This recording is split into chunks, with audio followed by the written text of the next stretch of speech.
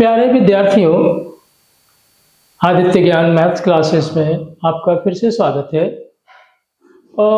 हम लोग 2024 के मैथ के सेट 822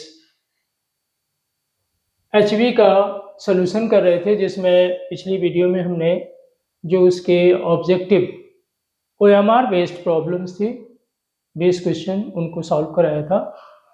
और एज आई प्रॉमिस्ड, जैसा मैंने बताया था कि हम इस सेकेंड वीडियो में इसका दूसरा पार्ट, जो वर्णनात्मक प्रश्न होते हैं, डिस्क्रिप्टिव जो क्वेश्चंस होते हैं, उनका सॉल्यूशन बताएंगे। क्वेश्चन नंबर 21, जिसमें कि 6 पार्ट होते हैं, सभी प्रश्न बच्चों को सॉल्व करना होता है और प्रत्येक प्रश्न जो है वो 2 नंबर का होता है। और इसके बाद हम जस्ट क्वेश्चन नंबर 22 कराएंगे। और हालांकि हमारे स्टूडेंट्स को, हमारे बच्चों को उसमें से सिर्फ 5 ही प्रश्न करने होते हैं 6 में से, लेकिन हम 6 प्रश्न सॉल्व करेंगे। तो आज यही सेक्शन 21 और 22 का सॉल्यूशन देखेंगे। तो लेट अस सी नाउ, एज स्क्रीन पे भी मेंशन हो रहा है। देखिए क्या है इसमें 21 में हमने इंस्ट्रक्शंस में लिखा भी है कि साफ साफ यहाँ देखिए लिखा हुआ कि सभी भाग हल कीजिए। तो इसका पहला क्वेश्चन क वाला पार्ट देखिए क्या दिया है। एक घन का आयतन 1331 है, इसकी प्रत्येक भुजा ज्ञात कीजिए। ठीक है, तो सबसे पहले तो घन का आयतन, इसमें जो क वाला पार्ट है उसके हल में अगर हम देखें तो घन का आयतन होता क्या है। घन का आयतन, ठीक है, उसकी भुजा अगर हम a मानते हैं, भुजा a होता है, तो a क्यूब और कितना दिया है ये 1331, इसका मतलब a क्यूब की वैल्यू 1331 हो गई। तो a निकालने के लिए इसका हम घनमूल निकालेंगे। किसका घनमूल निकालेंगे? 1331 का। और 1331 का अगर आप वर्गखंड काटें, वैसे आपको पता होना चाहिए कि 1331 को अगर हम 11 से भाग दें तो 11 कम 11, फिर आपका 11 दूना 22, 121। इस तरह से फिर से 11 से, फिर से 11 से। वैसे स्टूडेंट्स को ये पता भी होना चाहिए कि ये 11 का घन होता है 1331। तो देखिए 11 गुणे 11 गुणे 11, और घनमूल में आप जानते हैं 3 में से 1 लिखा जाता है। तो जो इसका आया वो 11 सेंटीमीटर आया। ओके, तो इस जो घन की भुजा आई वो कितनी आई? 11 सेंटीमीटर आ गई। तो फर्स्ट पार्ट, क वाला पार्ट हल हो गया। नेक्स्ट पार्ट देखिए, ख में क्या दिया है।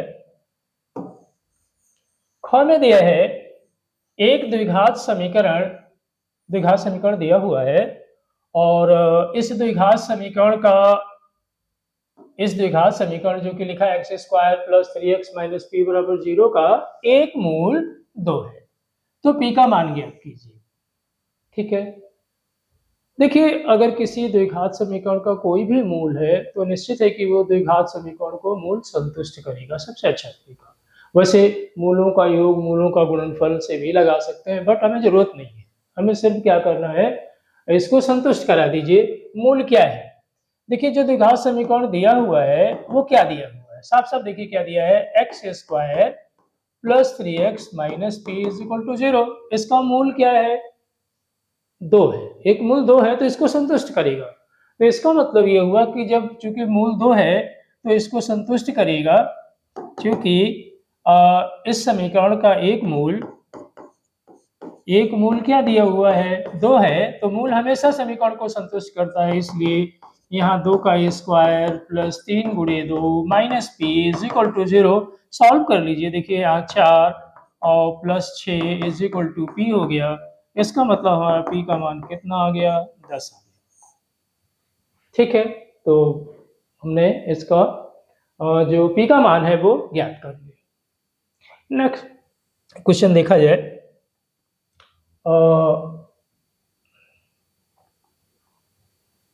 इसका 21 का ग, ठीक है, क्या दिया हुआ है ग में, ध्यान देना है। यदि cos थीटा, देखिए cos थीटा 15/17 हो तो sin थीटा का मान ज्ञात कीजिए। देखिए बड़ी अच्छी तरह से आप लोग sin थीटा और cos थीटा का रिलेशन जानते हैं। क्या होता है उसी से आ जाएगा। ये आप लोग पढ़े हैं sine square theta plus cos square theta is equal to 1, उसी से हम लोग साइन थीटा, देखिए कॉस थीटा दिया हो तो sine theta under root 1 minus cos square theta लगा लीजिए, और अगर बाय द वे इसमें साइन थीटा दिया होता तो कॉस थीटा निकालना होता तो हम cos theta is equal to under root 1 minus sine square theta लगा देते, बट हमें ऊपर वाला लगाना है, ये वाला कॉस थीटा की वैल्यू दी हुई है कितनी 15/17, तो साइन थीटा के लिए अंडर रूट 1 माइनस 15/17 का वर्ग हो जाएगा। 15 का वर्ग अच्छी तरह आप लोग जानते होंगे 225 हो गया, और 17 का 289, 289 अगर आप एलसीएम ले लें तो यहाँ से 289 माइनस 225, अब घटा दीजिए इसको, तो अंडर रूट में 64 बटे कितना आ गया 289, 64 का वर्गमूल 8 हो गया और 289 का 17। इस तरह से हम लोगों ने साइन थीटा का मान ज्ञात कर लिया, 8/17 होगा। ठीक है, अब पार्ट देखा जाए इसमें क्या कैसे सॉल्व करना है, क्या है क्वेश्चन। देखिए स्क्रीन पे आप देख रहे होंगे एक सारणी बनी हुई है घ पार्ट में, और निम्नलिखित बारंबारता सारणी का माध्य ज्ञात कीजिए। क्या ज्ञात करना है, देखिए माध्य ज्ञात करना है। ठीक है, और देख रहे हैं बहुत सिंपल डिजिट है। देखिए माध्य ज्ञात करने की पिछली वीडियो में भी बताया था कि 3 विधियां होती है, प्रत्यक्ष विधि है, कल्पित माध्य विधि है, ठीक है ना, और पग विचलन विधि है। तो जो कल्पित माध्य विधि है, पग विचलन विधि है, वो ऐसे क्वेश्चंस में अप्लाई किया जाता है जिसमें डिजिट्स बड़े होते हैं, जहाँ कैलकुलेशन बड़ा हो सकता है। ठीक है, लेकिन प्रत्यक्ष अगर कहा जाता है कि नहीं इस विधि से पग विचलन से करिए या कल्पित माध्य विधि से करिए या प्रत्यक्ष विधि से करिए तो ठीक है, हम बाध्य हैं उसे, लेकिन अगर नहीं कोई मेथड दिया, छोटे डिजिट है, तो इसका माध्य ज्ञात करना बड़ा आसान होता है। आप जानते हैं कि चूंकि इसको सॉल्व करना है, आंसर नहीं इसमें पिक करना है, जैसे कि एक ऑब्जेक्टिव में भी इस तरह का क्वेश्चन दिया हुआ था, तो इसको चूंकि सॉल्व करना है तो कैसे सॉल्व करेंगे पेपर में वो हम बता रहे हैं। सबसे पहले टेबल बनती है वर्ग अंतराल की, और वर्ग अंतराल का मध्य बिंदु उसको x कह दीजिए, जो कि इसका मध्य बिंदु होता है। मध्य बिंदु इस तरह सॉल्व करके दिखाएंगे आप, ठीक है। और उसके बाद बारंबारता, यह क्या रहेगा बारंबारता, और बारंबारता के बाद रहता है बारंबारता, इसको f कहते हैं, और ये मध्य बिंदु को x बोला जाता है, और यहाँ पे f और x का गुणा, ये करते हैं। हम टेबल बना लेते हैं इसमें। तो वर्ग अंतराल आप देख रहे हैं क्या दिया है, 0 से 2, 2 से 4, 4 से 6, 6 से 8 दिया है, और 8 से 10 दिया हुआ है। ठीक है, इनकी जो बारंबारताएं हैं वो देख सकते हैं। बारंबारता 1 है, यहाँ पे 2 है, यहाँ 6 है, 8 है और 3 है। ठीक है ना। अब अगर इनका मल्टीप्लाई किया, पहले मध्य बिंदु निकाल लेते हैं। 0 और 2 का मध्य बिंदु आप जानते हैं 1 होता है, यहाँ 3 हो जाएगा, यहाँ 5 हो जाएगा, यहाँ 7 और इस जगह 9। अब क्या करना हम लोग को, f और x का मल्टीप्लाई का गुणा कर दिया जाए। देखिए 1 में 1 का गुणा करेंगे, यहाँ 1 आ जाएगा, 3 और 2 का करेंगे, यहाँ 6 आ जाएगा, और यहाँ 30 आ गया, 6 × 5 = 30। यहाँ देख रहे हैं 7 × 8 = 56, और यहाँ 9 × 3 = 27। ठीक है, अब इनको क्या करना होता है, सिग्मा एफ एक्स। देखिए प्रत्यक्ष विधि में x bar is equal to होता है sigma f i x i upon sigma f i. इसको अगर हम एफ आई यहाँ लगा दें, एक्स आई लगा दें, इस जगह एक्स आई हो गया, ये एफ आई हो गया, तो इस तरह से इनका मल्टीप्लाई। और सिग्मा का मतलब समेशन, उसको उसका योगफल, योग इसका करेंगे। योग देखिए 6 × 1 = 7, 7 × 7 = 14 और 6 20 हो गया, 2 2 4 4 और 5 9 9 3 12, 120 आएगा। ठीक है, कैलकुलेट कर लेंगे। अब देखिए इसको भी जोड़ लेते हैं, सिग्मा एफ आई, यहाँ एफ आई का जो बारंबारताओं का योग क्या होगा, 8 × 3 = 11, 11 × 6 = 17, 17 और 3 = 20, ये दिया हुआ है। ठीक है, इस तरह से टेबल बना लेते हैं वर्ग अंतराल, मध्य बिंदु, बारंबारता है फाई एक्स आई उनका गुणनफल। अब देखिए यहाँ पे सूत्र यहाँ पहले मैंने लिखा भी था, सिग्मा एफ आई एक्स आई कितना आया है 120, सिग्मा एफ आई है 20, तो इसका मतलब 6 आ गया, हल हो गया। इस बारंबारता सारणी का जो माध्य है वो 6। ठीक है, उसके बाद अब नेक्स्ट इसका पार्ट देखा जाए।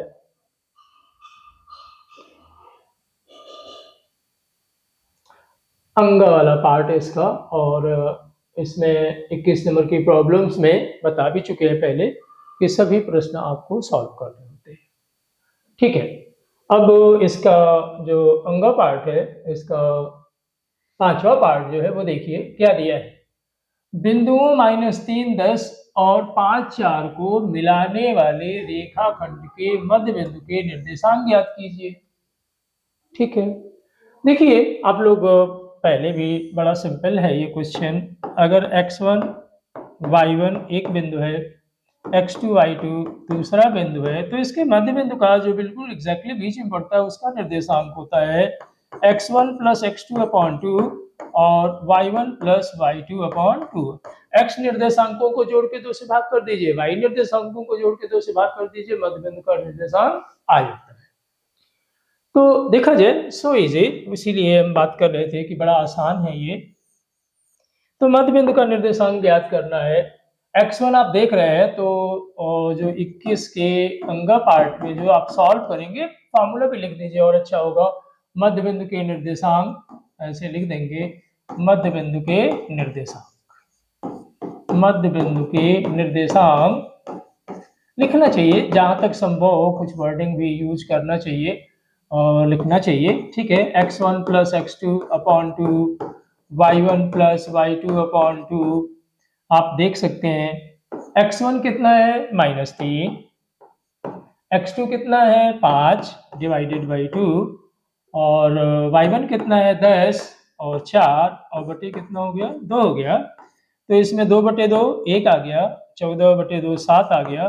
तो जो मध्य बिंदु का निर्देशांक आया वो कितना आया, देख सकते हैं मध्य बिंदु का निर्देशांक आया 1,2, ये आ गया।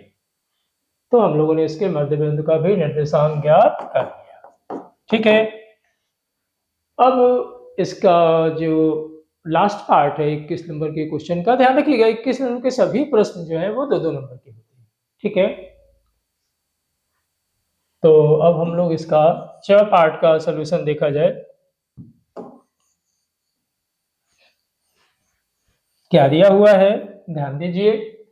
यदि बिंदुओं -1, -3 तथा x, 9 के बीच की दूरी 13 मात्रक हो, तो x के मान ज्ञात कीजिए। ठीक है, x के मान ज्ञात कीजिए। देखिए डी, दो बिंदुओं के बीच की दूरी दी हुई है।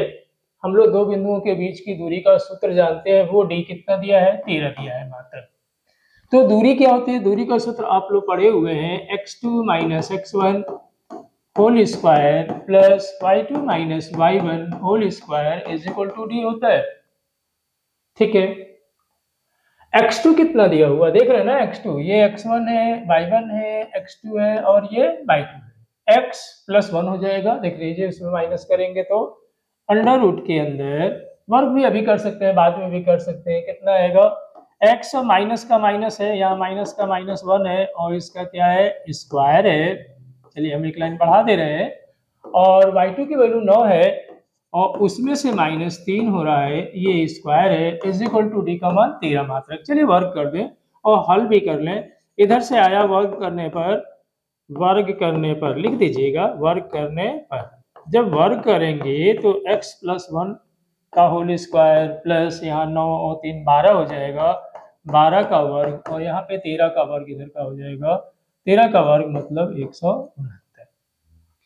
तो आप देख सकते हैं x + 1 का whole square is equal to, या चलिए एक लाइन और बढ़ाते हैं, यहाँ पे 144 हो गया और ये 169 है। इसका मतलब ये हुआ कि x + 1 का whole square is equal to आ गया 169 में से 144 घटा देंगे तो यहाँ पे जो वैल्यू आएगी वो कितनी आएगी, 25 आ जाएगी। ये है x प्लस वन का होल स्क्वायर। तो x प्लस वन के लिए यहाँ पे प्लस माइनस 5 आ जाएगा। अंडर रूट जब हम स्क्वायर रूट लेते हैं, कोई क्वाड्रेटिक होता है तो उसका स्क्वायर रूट प्लस माइनस 5 ले लेंगे। तो इसका मतलब ये हुआ कि जो x की वैल्यू आई वो प्लस माइनस 5 और माइनस 1 आई। एक बार प्लस 5 लेके x का पहला मान आएगा और एक बार x का दूसरा यानी नेगेटिव लेके x का दूसरा मान आएगा। तो इसका मतलब ये हुआ कि x का जब पहला मान प्लस 5 माइनस 1 4 आ गया और माइनस 5 तो माइनस 6 आ गया। तो ये हमारे x के दो बिंदु आएंगे, दो मान होंगे 4 और माइनस 6। उम्मीद करते हैं समझ में आया होगा और क्लास अच्छी लगे, ठीक है, लगे थोड़ा भी लगे कि हमारे लिए यूज़फुल है तो इसको लाइक और सब्सक्राइब करिए, ठीक है, और शेयर भी करिए। अगर फ्रेंड्स हैं उनको बताइए कि उन्हें भी बेनिफिट मिले। ओके, चलिए नेक्स्ट क्वेश्चन। अब इनफैक्ट हम लोगों का नेक्स्ट सेक्शन क्या नेक्स्ट क्वेश्चन आएगा जो कि 4-4 मार्क्स के होते हैं। ये अभी तक जो क्वेश्चंस थे वो 2-2 मार्क्स के रहते हैं, ठीक है। तो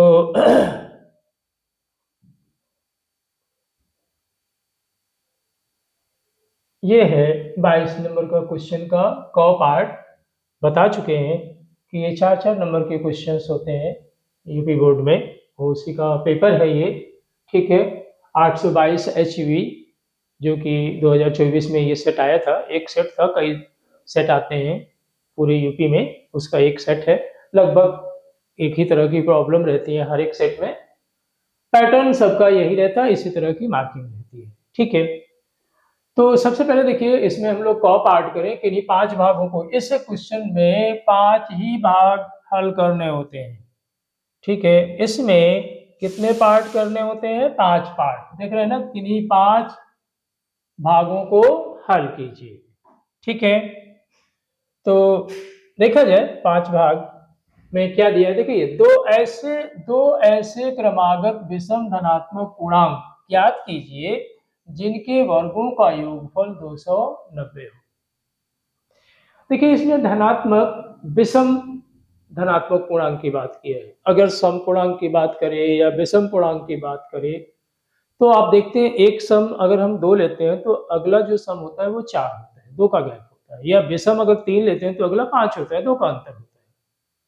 तो कभी भी जब हम विषम धनात्मक पूर्णांक लें या सम धनात्मक पूर्णांक तो x और x प्लस 2 लिया जाता है, ठीक है। तो 2 ही है, 2 मान लेंगे। तो इसमें हम इस पार्ट में ये मान लेंगे कि माना क्रमागत की बात है, यहाँ क्रमागत भी लिखा होगा, यस लिखा हुआ देखिए। तो माना 2 क्रमागत और कैसे लेने हैं, देख रहे हैं ना, विषम धनात्मक पूर्णांक, विषम धनात्मक पूर्णांक x और दूसरा कौन सा ले लिया जाए, x प्लस 2 है, ये मान लिया गया। अब प्रश्नानुसार जरा देखिए क्या दिया हुआ है, इनके वर्गों का योग। जो हम धनात्मक ये क्रमागत विषम धनात्मक पूर्णांक ले रहे हैं उनके वर्गों का योग दिया हुआ है। कितना दिया है? 290। तो प्रश्नानुसार दिया हुआ है, देखिए प्रश्नानुसार दिया हुआ है साफ साफ कि इन पूर्णांकों के वर्गों का योग यानी x square plus x plus 2 whole square is equal to 290। इसी को सॉल्व करके x की वैल्यू निकालेंगे तो x की जो वैल्यू आएगी वो पहला पूर्णांक हो गया धनात्मक। धनात्मक पूर्णांक लेना, अगर ऋण लेना है तो आए, अगर आंसर में x का मान तो छोड़ देना, क्योंकि हमने इसको धनात्मक पूर्णांक माना है। चलिए इसको हल किया जाए। X square plus 4x plus 4 a plus b का होल स्क्वायर खोल दिया हमने, 290 एक ही तरफ ले आइए इसको। ये हो गया 2x स्क्वायर प्लस 4x और इसको ले आइए 290 तो माइनस हो जाएगा, इसका मतलब आ जाएगा माइनस 286 इज इक्वल टू 0। 2 से भाग भी हो रहा है, देखिए पूरा समीकरण। तो 2 से भाग करेंगे तो आ जाएगा x square plus 2x minus 2 एक कम 2, 2 चौको 8 और 2 तिया 6, 143 आ जाएगा, ठीक है। अब देख रहे हैं यहाँ माइनस है, 143 का ऐसा गुणनखंड करिए जिसका अंतर कितना हो, 2 हो, तो 143 13 गुणे 11। देख रहे हैं गुणनखंड भी काट के देख सकते हैं, 11 से भाग करिएगा 13 बचेगा। ठीक है, 13 और 11 का अंतर कितना होता है, 2 होता है। कुल मिला के इसका हम लोग गुणनखंड करके x का मान ज्ञात करना है। ठीक है, तो इसके फैक्टर कर लिए जाए, क्या आ जाएगा, एक्स स्क्वायर प्लस 0 चल रहा है उधर, इसलिए इधर इक्वल नहीं लगाएंगे। देखिए क्या दिया है, एक्स स्क्वायर प्लस 13 माइनस, तो 13x माइनस 11x अंतर हो गया, माइनस 143 बराबर 0। x कॉमन लेंगे तो x प्लस 13 हो गया, माइनस 11 कॉमन लेंगे तो x प्लस 13 हो गया। इन दोनों में कॉमन क्या हो गया, x प्लस 13, और यहाँ से आ गया x माइनस 11 बराबर 0। x का मान माइनस 13 जो कि हम छोड़ देंगे इसे, क्यों, हम लोगों ने x को धनात्मक विषम पूर्णांक माना है, तो इसका मतलब हम छोड़ देंगे इसे, और ये जो दूसरा मान आया वो ले लेंगे 11। तो पहला 11 आ गया और दूसरा हम लोगों ने x प्लस 2 मतलब 13, यानी x का मान जब 11 आ गया, इसलिए ये छोड़ क्यों देंगे, क्योंकि धनात्मक पूर्णांक लेना था, धनात्मक विषम पूर्णांक लेना था। तो x का मान हमारा आ गया 11, मतलब ये पहला धनात्मक विषम पूर्णांक आ गया। तो दूसरा क्या होगा, 2 ज्यादा था, x और x प्लस 2 माने थे ना, ये देखिए। तो यहाँ आप तुरंत लिख देंगे, अतः जो हमें अभीष्ट जो हम लोगों का निकालना था, जो हमें ज्ञात करना था, 2 विषम पूर्णांक ज्ञात करने थे, वो कितने आ गए, 11 और 13। तो यहाँ जवाब आप लिख देंगे, अतः जो अभीष्ट हम लोगों का ज्ञात करना था, विषम धनात्मक पूर्णांक, क्रमागत भी थे, क्रमागत विषम धनात्मक पूर्णांक, क्रमागत विषम धनात्मक पूर्णांक कौन कौन से होंगे, पूर्णांक 11 और 13 होंगे। ठीक है, क्या लिख देंगे, 11 और 13 होंगे, या है, ये भी लिख दीजिए, 11 और 13, 11 और 13 है, ये जवाब लिख देना चाहिए। ठीक है, अब नेक्स्ट पार्ट, ख पार्ट का सॉल्यूशन देखा जाए, क्या है इसमें भी। देखिए क्या दिया है, सिद्ध कीजिए कि 2 संकेंद्रीय वृत्तों में, ध्यान दीजिएगा, संकेंद्रीय वृत्त मतलब जिनका केंद्र क्या होता है, एक ही होता है, एक ही केंद्र से 2 वृत्त बने हो, एक छोटे त्रिज्या की, एक बड़े त्रिज्या की, जैसे बड़ी त्रिज्या होगी वो बड़ा वृत्त हो गया। तो इस तरह से क्या कहा हुआ है, देखिए कि सिद्ध कीजिए कि 2 संकेंद्रीय वृत्तों में बड़े वृत्त की जीवा जो छोटे वृत्त को स्पर्श करती है, स्पर्श बिंदु पर समद्विभाजित होती है। ठीक है, क्वेश्चन समझिए क्या कहा है। तो लेकिन एक बात और आप लोगों को ज्ञात भी होगा, और नहीं ज्ञात है तो अब समझिए, ज्ञात होना चाहिए। अगर ये स्पर्श रेखा है, ये एक स्पर्श रेखा है वृत्त की, और ये केंद्र है, केंद्र से जो भी ये रेखा खींची जाती है, हमेशा इधर भी 90 डिग्री और इधर भी 90 डिग्री, ये बनना ही बनना है, 90 डिग्री होता ही है। तो केंद्र से जो स्पर्श बिंदु को मिलाने वाली रेखा होती है, वो स्पर्श रेखा पर सदैव लंब होती है। ठीक है, तो हम इसका फिगर बनाते हैं और समझाते हैं, क्या सिद्ध करना है उसी में बता भी देंगे। देखिए क्या दिया हुआ है, 2 संकेंद्रीय वृत्तों में, 2 संकेंद्रीय वृत्त दिए हुए हैं, एक वृत्त हम लोग ये बना लिए और एक छोटा वृत्त बना लिया इसमें। ठीक है, ये छोटा वृत्त हो गया, 2 वृत्त हो गए, संकेंद्रीय वृत्त है, ये केंद्र हो गया। और ध्यान दीजिए यहाँ पे क्या कहा है कि ये जो छोटे वृत्त को जो बड़े वृत्त की जीवा है वो स्पर्श कर रही है, ये दिया हुआ है। ठीक है, साफ साफ लिखा है, और ये जो है मिलाएंगे तो आप समझ रहे हैं ना, इधर का भी 90 और इधर का भी 90, ये तो ठीक है। अब ये बड़े वृत्त की त्रिज्या है, ये दोनों त्रिज्याएं बड़े वृत्त की है। हम अगर केंद्र O मान लें, चलिए इसका नाम A, इसका B, और चलिए इसका नाम M रखते हैं। फिगर बन गया। क्या सिद्ध करना, देखिए दो संकेंद्रीय वृत्त ज्ञात, क्या है, दो संकेंद्रीय वृत्त ज्ञात है, ठीक है। और जो बड़े वृत्त की जीवा ये है वो छोटे वृत्त को क्या करती हुई जा रही है, स्पर्श करती हुई जा रही है, ठीक है, स्पर्श कर रही है, ये ज्ञात है। सिद्ध क्या करना है, सिद्ध करना है कि जो जीव स्पर्श बिंदु पर, स्पर्श बिंदु M है, इस स्पर्श बिंदु पे चलिए P रखा जाए, सबसे अच्छा लगता है P, ठीक है ना। स्पर्श बिंदु को क्या रखा जाए, P रखा जाए, ठीक है, थोड़ा अच्छा लगता है P पढ़ने में। बाकी तो आप M भी रख सकते थे, नो प्रॉब्लम, ये नहीं है, ठीक है। किसी डॉक्टर ने नहीं बताया कि नहीं P रखना है, हम M भी रख सकते थे, चलिए हमने लिख दिया। चलिए अब क्या है, इसमें देख रहे हो ना, क्या सिद्ध करना है, ज्ञात है, क्या लिख लेंगे आप लोग, लिख देना, लिखेंगे तो और अच्छा, लेकिन सोल्यूशन सही रहना चाहिए। चलिए हल बताते हैं, क्या सिद्ध करना है। सिद्ध ये करना है, स्पर्श बिंदु पर समद्विभाजित होती है कौन, बड़े वृत्त की जीवा। मतलब हमको सिद्ध करना है AP इज इक्वल टू, सिद्ध करना है, क्या सिद्ध करना है, AP और BP का मान बराबर होगा। मतलब जो स्पर्शीय छोटे वृत्त की, तो ये जो है वो मध्य इसके स्पर्श बिंदु पर समद्विभाजित होती है, मतलब AP और BP बराबर होगी, ये सिद्ध करना है। देखिए हम क्या करेंगे, दोनों त्रिभुज ले लेंगे और सर्वांग सम सिद्ध कर देंगे। कैसे, देखिए कैसे, हम जब इसका प्रूफ करेंगे, ठीक है ना, तो प्रूफ में हम दो त्रिभुज, देखिए दोनों तरफ का त्रिभुज ले लेंगे, इधर का हमने 1 कर दिया एंगल, इधर का 2 कर दिया। हालांकि RHS लगेगी तो इसमें एंगल वैसे भी लिख देंगे प्रत्येक 90 डिग्री का। तो हम लोग त्रिभुज कौन सा लेंगे, त्रिभुज AOP तथा त्रिभुज BOP में, ठीक है, ये ले लिया।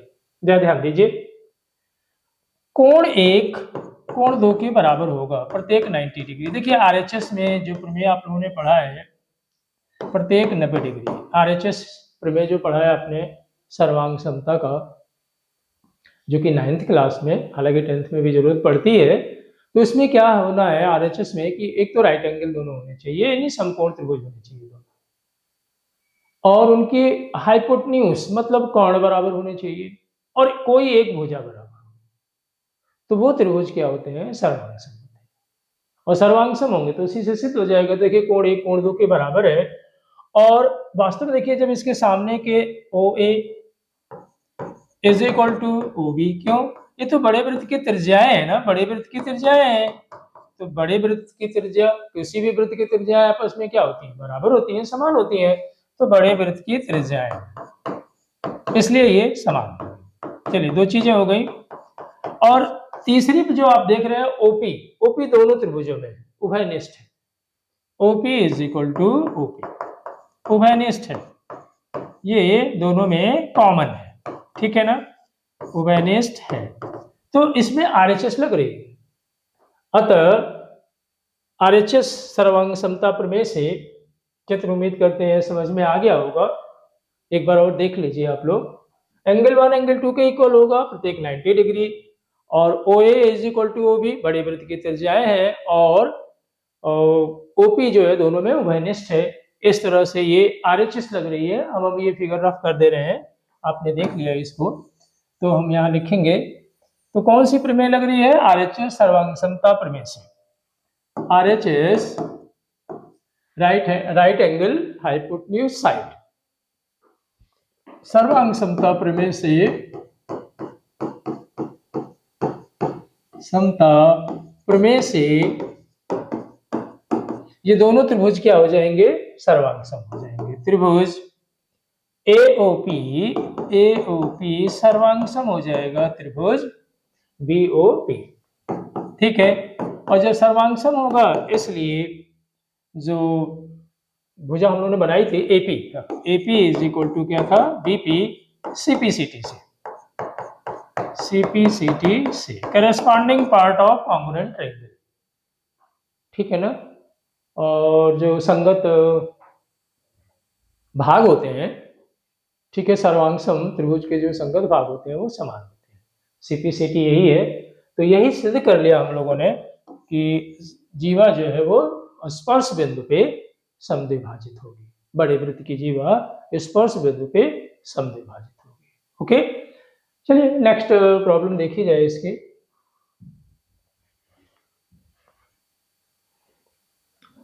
ग पार्ट, इसमें चित्र बना हुआ है, इसमें हम लोगों के थेल्स की हाँ प्रमेय से सिद्ध हो जाएगा, या उसको बोलते हैं बीपीटी, बेसिक प्रोपोर्शनलिटी थ्योरम, ठीक है ना, मूल अनुपातिकता प्रमेय होती है। तो बीपीटी कहिए या थेल्स की प्रमेय कहिए, ये लगेगा इसमें, और आप लोगों को ये पढ़ा भी होगा। थेल्स का थोड़ी सी हम बातें बता दें, जैसे एक त्रिभुज है, थोड़ी बात बता दें तो वही आपको यहाँ बिल्कुल क्लियर हो जाएगा। आप लोगों ने इस शेप में पढ़ा होगा, एक त्रिभुज है, देखिए एक त्रिभुज है, ठीक है, इस भुजा के समांतर, ये देख रहे हैं ना, ये ए है, ये बी है और ये सी है। बीपीटी बता रहे हैं, बेसिक प्रोपोर्शनलिटी थ्योरम, थेल्स की प्रमेय। देखिए अगर बीसी के समांतर ये पी क्यू रेखा खींची गई, पी क्यू खींची गई, बीसी के समांतर है, ठीक है, तो अगर ये समांतर होगी तो एपी का जो अनुपात पीबी के साथ होगा वही एक्यू का क्यूसी के साथ होगा। यही बीपीटी बेसिक प्रोपोर्शनलिटी थ्योरम है। तो बड़ा आसान ये प्रॉब्लम निकल के आई है, ठीक है, 4 नंबर का होता है क्वेश्चन। तो ठीक है, देखिए यही प्रमेय हम 2 भागों में लगाएंगे। जरा देखिए ये त्रिभुज है, यहाँ एल होगा, एलएम, एलएम समांतर है किसके, इस सीबी के, और इधर दिया है एएन समांतर है इसके डीएन के, ठीक है। तो देखिए क्या है, त्रिभुज कौन सा है, देख रहे हैं ना, चूंकि इस त्रिभुज में देखिए इसका हल हम करा रहे हैं, ग वाला है, किस त्रिभुज में, त्रिभुज एबीसी में, एबीसी में जो दिया है कौन सा, एलएम, एलएम समांतर है किसके समांतर है, सीबी के, देख रहे हैं ना। इसका मतलब इस वाले त्रिभुज में, इस वाले त्रिभुज में वही बीपीटी लग रही है, थेल्स की प्रमेय लग रही है। कैसे, तो इसका मतलब क्या हुआ, इसलिए थेल्स की प्रमेय से, थेल्स की प्रमेय से क्या होगा रिजल्ट, देखिए एम का जो अनुपात किसके साथ होगा, बीएम के साथ होगा, चलिए बीएम लिख दें, वही अनुपात एएल का सीएल के साथ होगा, राइट। इसको समीकरण नंबर 1, ठीक है।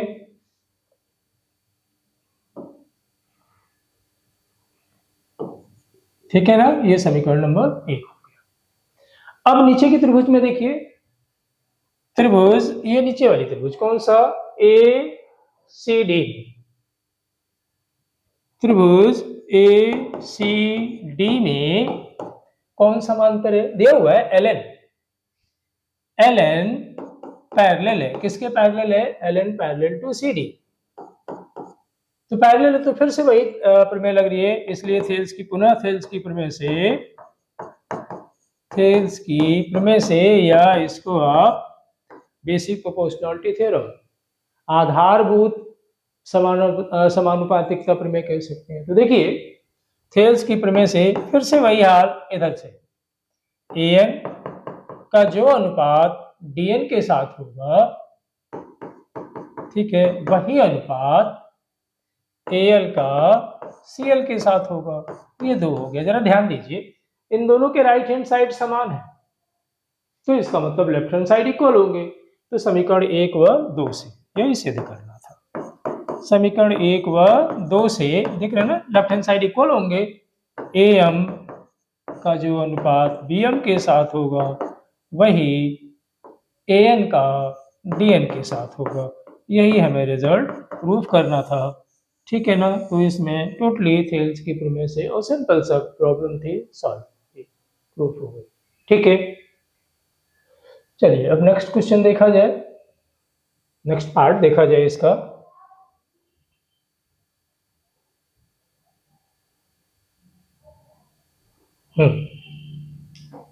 क्या दिया है, ध्यान दीजिए क्वेश्चन में,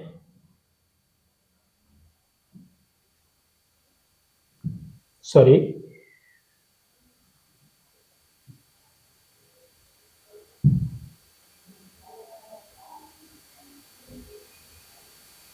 ये है घ वाला, देखिए क्या दिया हुआ है,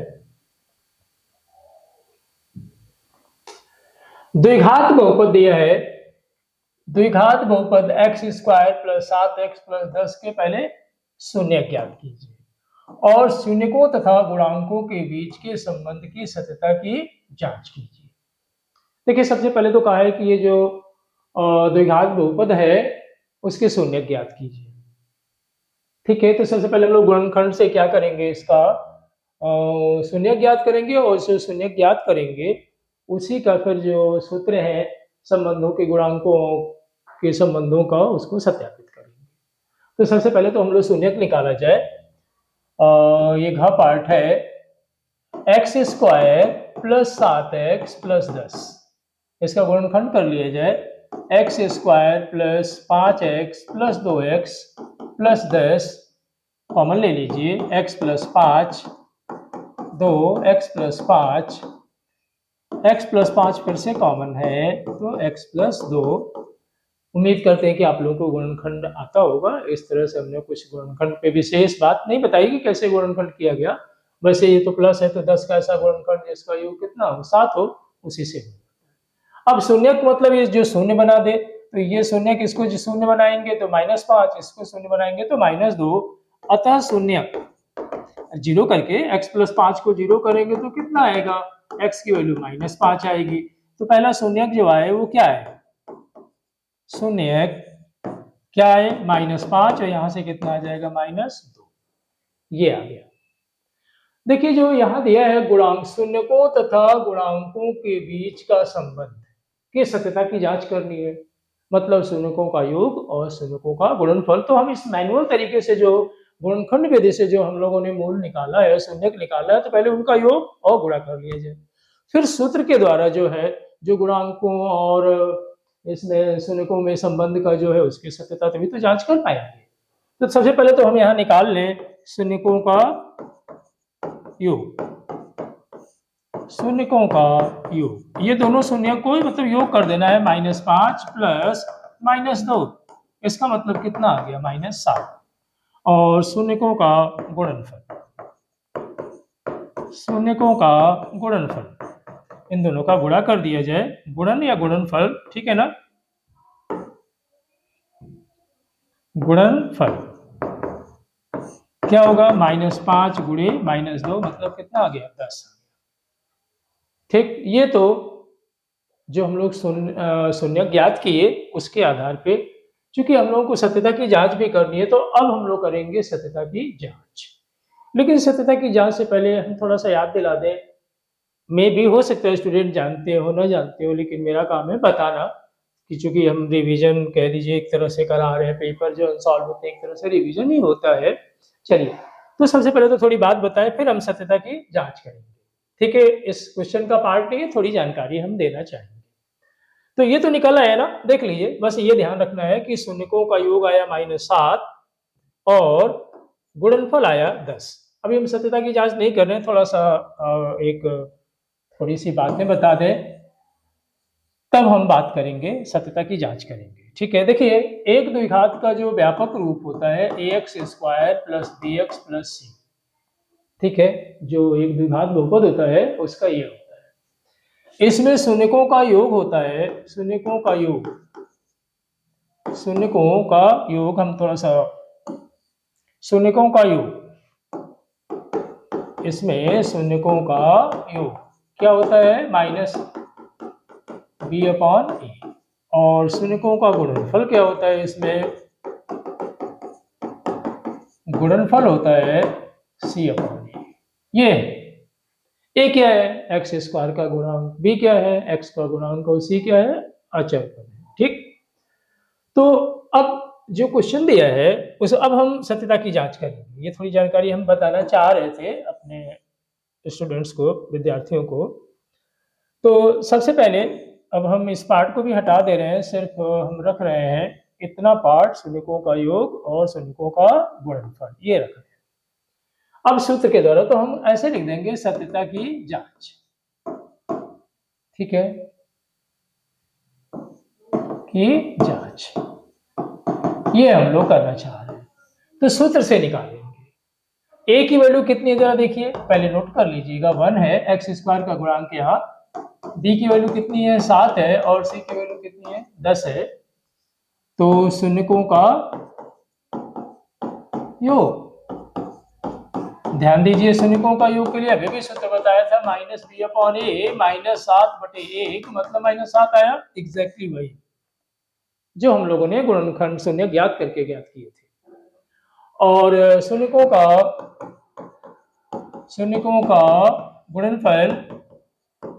गुणनफल कितना होता है, सी अपॉन ए। सी अपॉन ए, सी कितना है देख लीजिए, 10/1, एग्जैक्टली सेम आया 10। तो इस प्रकार सत्यता की जांच पूरी हुई। स्पष्ट लिख देंगे कि जो मैनुअल निकाला गया, इस प्रकार सत्यता की जांच हुई। इस प्रकार यहां से लिख दे तो बहुत अच्छा है। शून्यकों, ये भाषा लिखें तो और अच्छा है। शून्यकों तथा गुणांकों के बीच के संबंध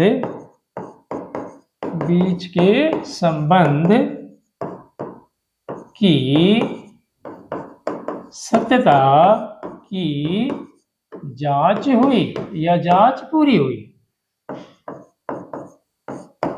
या संबंध सत्य है, बस ऐसे भी लिख सकते हैं। ठीक है, ये चलिए नेक्स्ट प्रॉब्लम अब देखी जाए।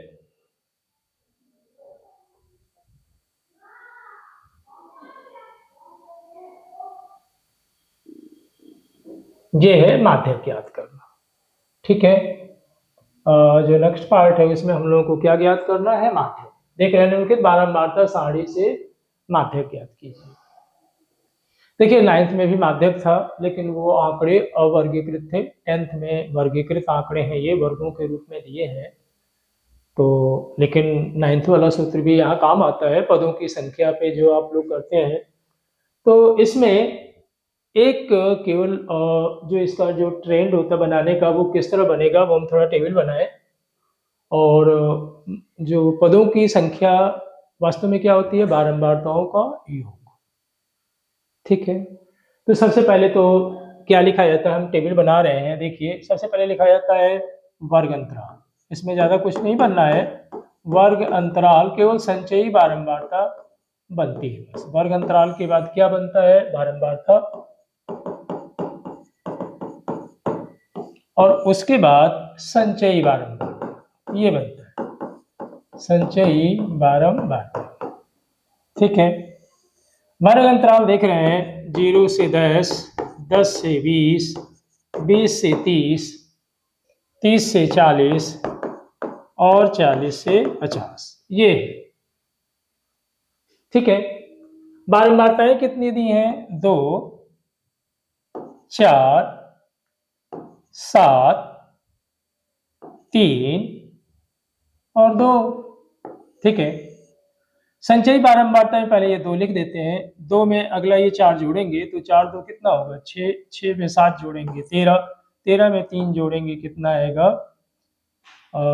16, और 16 में 2 जोड़ेंगे तो 13 3 16, और 16 में 3 जोड़ेंगे 2 जोड़ेंगे तो कितना आ गया, 18। एक बार और चेक कर लीजिए, 2 4 2 6, 6 7 6 13, 13 3 16, और 16 2 18, यानी यही n होता है। इसका योग कितना आ गया, 18 आ गया। हमें चाहिए होता है माध्यक वर्ग। कौन सा वर्ग, माध्यक वर्ग। कैसे निकालते हैं, इन पदों की संख्या से। ठीक है, संचयी बारंबारता की सहायता से। तो चूंकि देखिए n का जो मान आया है वो कितना आया है, 18, तो माध्यक बराबर होता है n/2 पद प्लस n/2 प्लस 1वां पद बटे 2, ये होता है। n कितना, 18, तो 9वां पद प्लस 10वां पद और बटे 2। तो अगर ध्यान दीजिए तो 9 और 10 पद किस में पढ़ेंगे, संचयी बारंबारता 13 में पढ़ेंगे, 9वां पद भी और 10वां पद भी। अरे 9.5 से नहीं मतलब था, 9वां पद और 10वां पद दोनों किसमें पढ़ेंगे? संचयी बारंबारता 13। 9 क्या है, 6 से ज्यादा है, 13 से कम है, तो 13 में इसमें पढ़ेंगे, 9वां पद और 10वां पद। इसका मतलब यहाँ लिख देंगे कि नवा व 10वां पद संचयी बारंबारता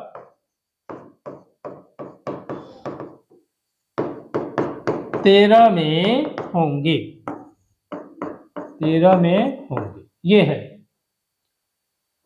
अतः जो माध्यक वर्ग हुआ वो 20 से 30 हुआ, ये माध्यक वर्ग हो गया। इतनी बात उम्मीद करते हैं समझ में आ गई होगी। जो निकला है ना 9वां 10वां पद संचयी बारंबारता 13 में, तो ये माध्यक वर्ग हो गया। ठीक है, अब इसमें देखिए क्या है, क्या क्या लेना होता है, ये ध्यान दीजिए। इसमें क्या क्या यूज होगा, उम्मीद करते हैं ये तो निकाल लिया हम लोगों ने, माध्यक वर्ग आ गया, अतः माध्यक वर्ग 20 से 30 आया। देखिए जो माध्यक का सूत्र होता है वो ये होता है, फिर हम वैल्यू लेके बता रहे हैं। माध्यक बराबर होता है एल। एल मतलब होता है माध्यक वर्ग की निम्न सीमा, जो कि 20 है। यहां देखिए माध्यक वर्ग की निम्न सीमा L plus N by two minus C F. N तो हम लोगों ने देखा यहाँ कितना है, 18 है, ये तो कोई प्रॉब्लम ही नहीं है। सी एफ, ये जो माध्यक वर्ग के पहले की संचयी बारंबारता है, ये सी एफ है, मतलब कौन सी? 6। ठीक है, N by two minus C F divided by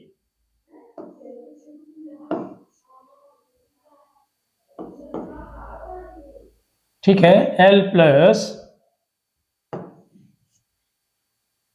माध्यक is equal to L plus N by two, यहाँ पे एफ, एफ मतलब माध्यक वर्ग की बारंबारता, ये है 7, ठीक, इनटू एच। एच मतलब वर्ग अंतराल, अंतर जो चल रहा है वर्गों का, जो कि देख रहे हैं 0 से 10 या 10 से 20 में 10 चल रहा है, एच का मान 10 है। ठीक है, तो मान रखने हैं। एल क्या था? माध्यक वर्ग की निम्न सीमा, जो कि कितना है? 20, प्लस एन कितना था? 18, 18 बटे 2, ये देख रहे हैं ना 9, माइनस सी एफ 6 बटे एफ देख लीजिए 7। ठीक है, और एच कितना चल रहा है? 10। तो इसी को हल कर देना है। 20 प्लस देख रहे हैं ना 3 हो जाएगा, यहाँ से 9 में से 3 और 10 में 30, 30 बटे कितना हो गया? 7। दशमलव में निकाल लीजिए या भिन्न में निकाल दीजिए, कोई प्रॉब्लम नहीं है। ठीक है ना, तो ये हालांकि राउंडिंग ऑफ, लेकिन हम लोग एग्जैक्ट लिखना हो तो 20 और 7 3 21, 23 हो जाएगा। दशमलव भाग कर लीजिए, 7 चौको 28 और 7 दूना 14, 30 को भाग करेंगे ना 7 से, तो 7 चौको 28 होगा। ठीक है, 7 चौको 28, 24 आएगा। चलिए 2 बचेगा, 0.0, 7 दूना 14, 6 0, 7 8 56 लगभग अप्रोक्सीमेटली। ठीक है, राउंडिंग ऑफ हम नहीं कर रहे हैं। तो इनको जब जोड़ेंगे किसके साथ? 20 के साथ, तो 20 और 4 24, 0.2829, बस ये है हम लोगों का इसका माध्यक ज्ञात हो गया। ठीक है, चलिए अब आज इस सेक्शन का लास्ट क्वेश्चन देखा जाए, जो कि आज का लास्ट प्रॉब्लम होगी। हमने बताया भी था, पहले शेड्यूल बता दिया था इससे पहले की वीडियो में ही, कि पहले क्लास में हम शुरू के OMR based multiple choice questions 20 रखेंगे। सेकेंड पार्ट में जो 21 और 22 जो 2 नंबर और 4 नंबर वाली प्रॉब्लम्स हैं वो सॉल्व कराएंगे, और जो थर्ड क्लास होगी उसमें हम जो 6 नंबर के 3 क्वेश्चंस होते हैं, हालांकि उसमें 6 क्वेश्चन होंगे, अथवा करके दिया होता है, वो बताएंगे। तो चलिए आज की क्लास का लास्ट क्वेश्चन देखा जाए।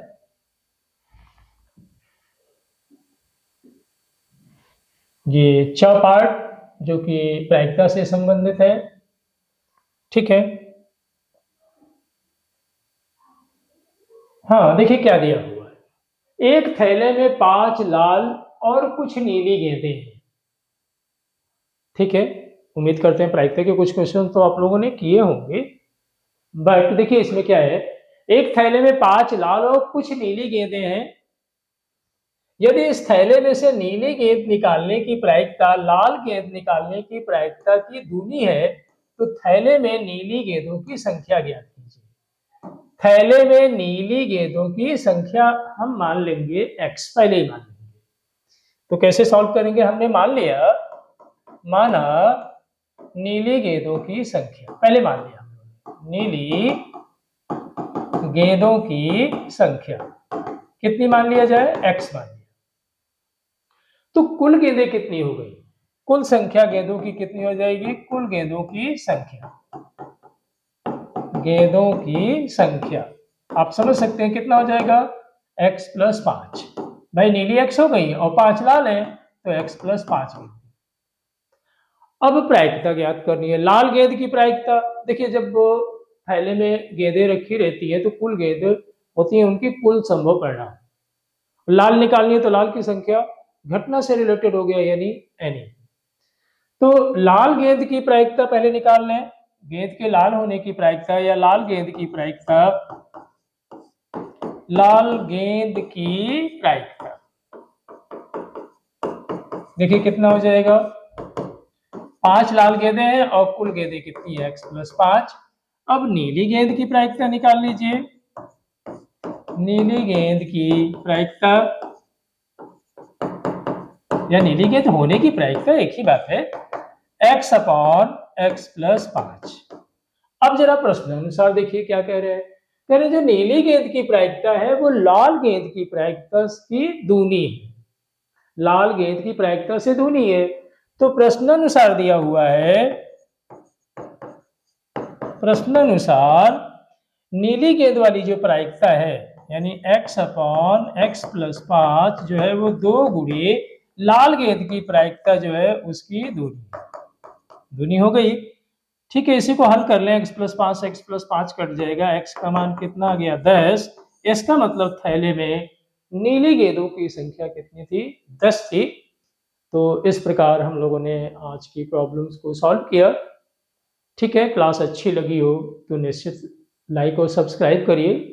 ठीक है, और फिर अब हम आगे की प्रॉब्लम लेके जो कि वर्णनात्मक के बड़े क्वेश्चंस होंगे 6 मार्क्स वाले, वो हम नेक्स्ट वीडियो में नेक्स्ट क्लास में मिलते हैं। ठीक है, टिल देन बाय, अपना ख्याल रखिए, मेहनत करिए, पढ़ाई करिए। बोर्ड की तैयारी है इस समय, थोड़ी सी एनर्जी बढ़ा के काम वर्क करते हैं जिससे अच्छा पेपर हो, अच्छे मार्क्स आए। ठीक है, तो नेक्स्ट क्लास में मिलते हैं, टिल देन बाय।